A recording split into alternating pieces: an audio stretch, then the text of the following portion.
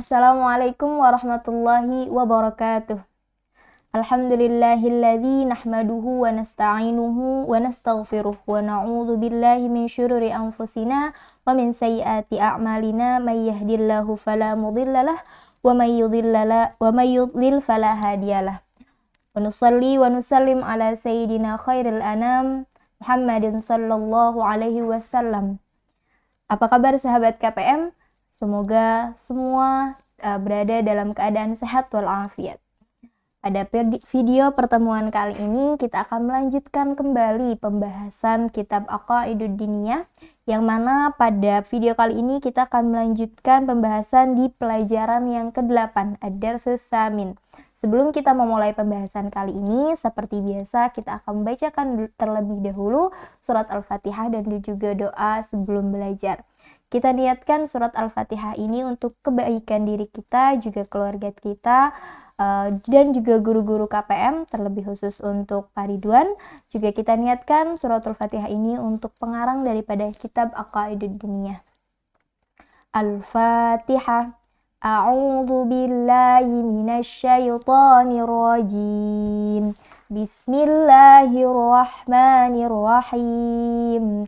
Alhamdulillahi rabbil alamin. Ar-Rahmanir-Rahim. Maliki yaumiddin. Iyyaka na'budu wa iyyaka nasta'in.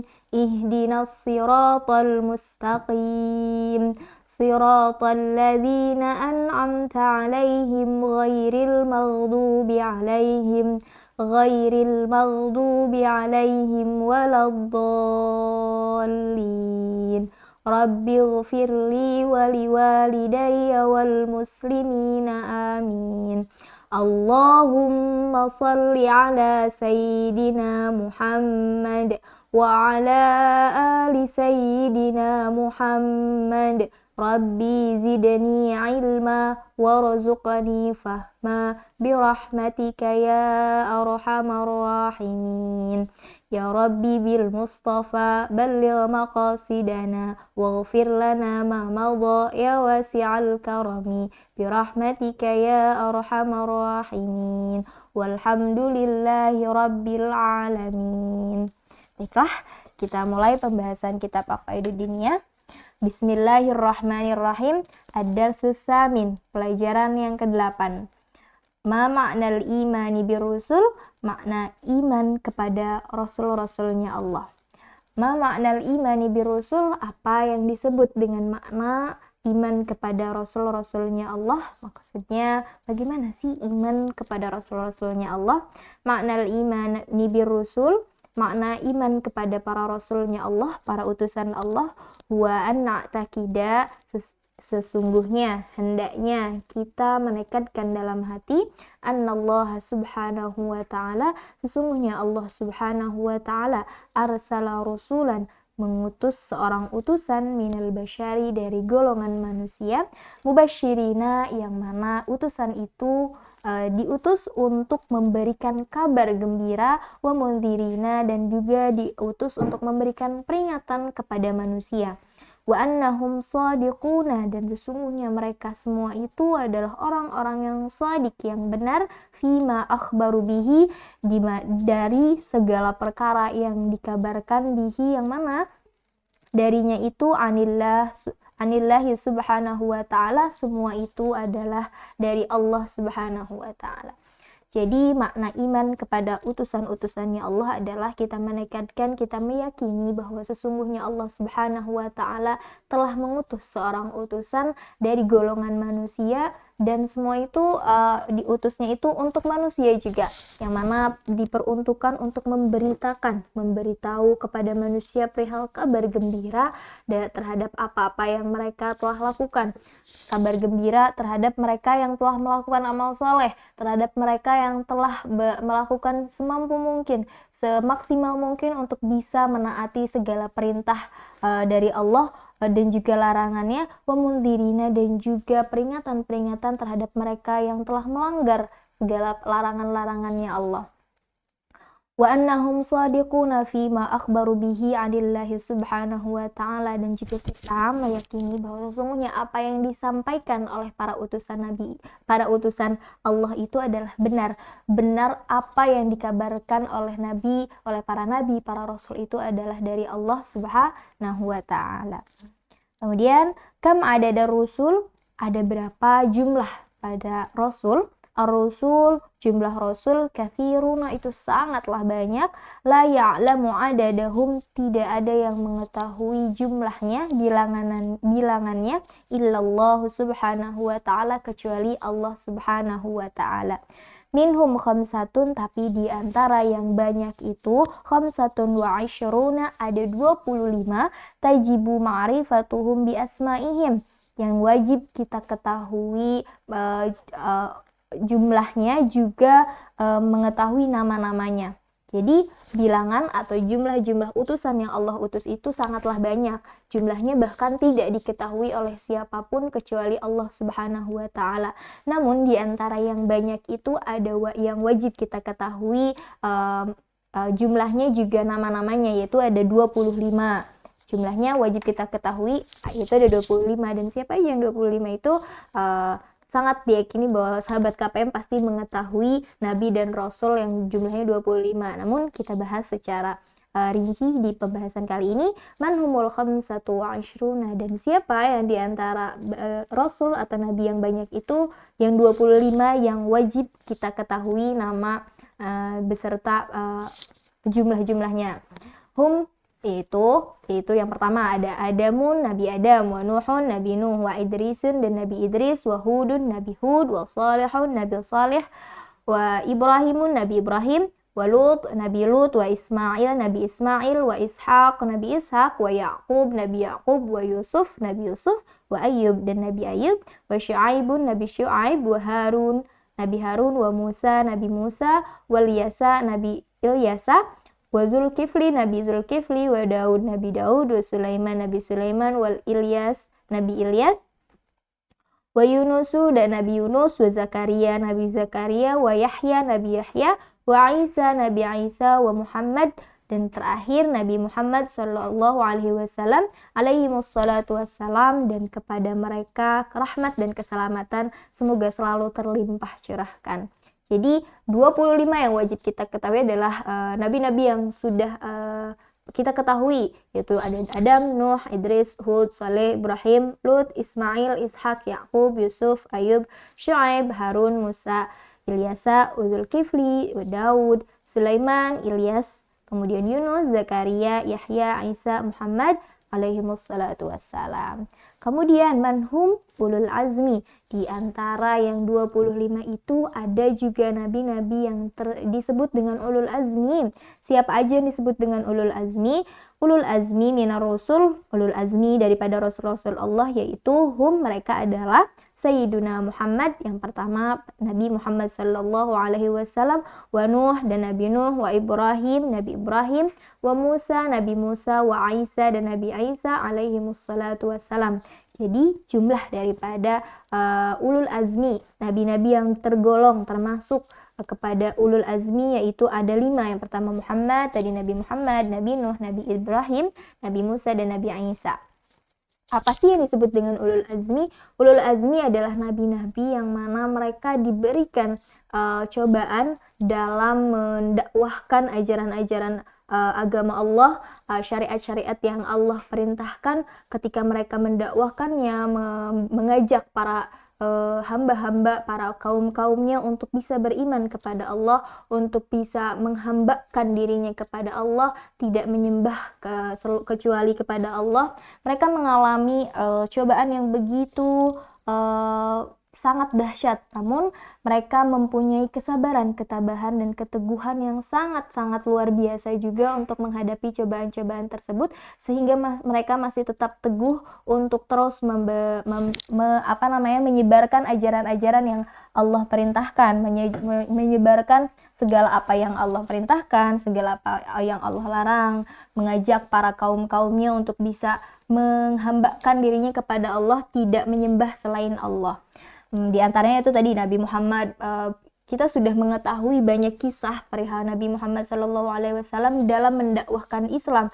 Begitu banyak cobaan-cobaan, dari mulai percobaan pembunuhan, kemudian pemboikotan, juga sampai Nabi memilih untuk hijrah daripada kampung halamannya sendiri dari Mekah ke Madinah untuk menyelamatkan para kaum muslimin, juga untuk terus memberikan kenyamanan kepada kaum muslimin untuk terus menyembah kepada Allah Subhanahu wa taala. Kemudian ada Nabi Nuh, peristiwa yang sangat-sangat kita ketahui, yaitu perihal Nabi Nuh itu umurnya sampai 950 tahun, namun sampai akhir hayatnya beliau Nabi Nuh ini hanya memiliki pengikut sejumlah 40 orang.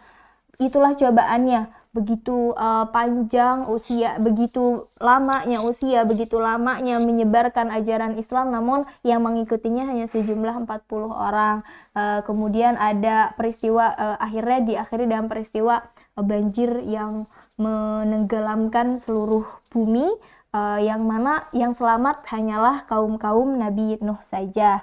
Kemudian wa Ibrahim, banyak cobaan-cobaannya, diantaranya ketika beliau tidak juga diberi keturunan, kemudian akhirnya diberi keturunan namun harus ditinggalkan, yaitu Nabi Ismail, ditinggalkan di kota Mekah sendirian dengan ibunya, harus ditinggalkan, padahal itu pertama kali beliau memiliki keturunan setelah lama menunggu keturunannya. Kemudian ada Nabi Musa, perihal peristiwa dikejar oleh Fir'aun, Isa, kemudian peristiwa perihal cobaannya yang dituduh ibunya yang lahir tanpa seorang ayah.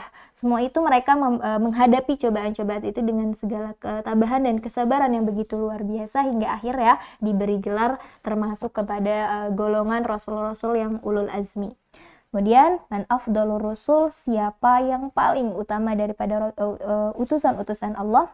Di antara seluruh utusan-utusan Allah yang kita ketahui, afdalur rusul, yang paling utama daripada utusan-utusan Allah yaitu Nabi Yuna Muhammad sallallahu alaihi wasallam, yaitu Nabi kita, penghulu kita, Nabi Muhammad sallallahu alaihi wasallam.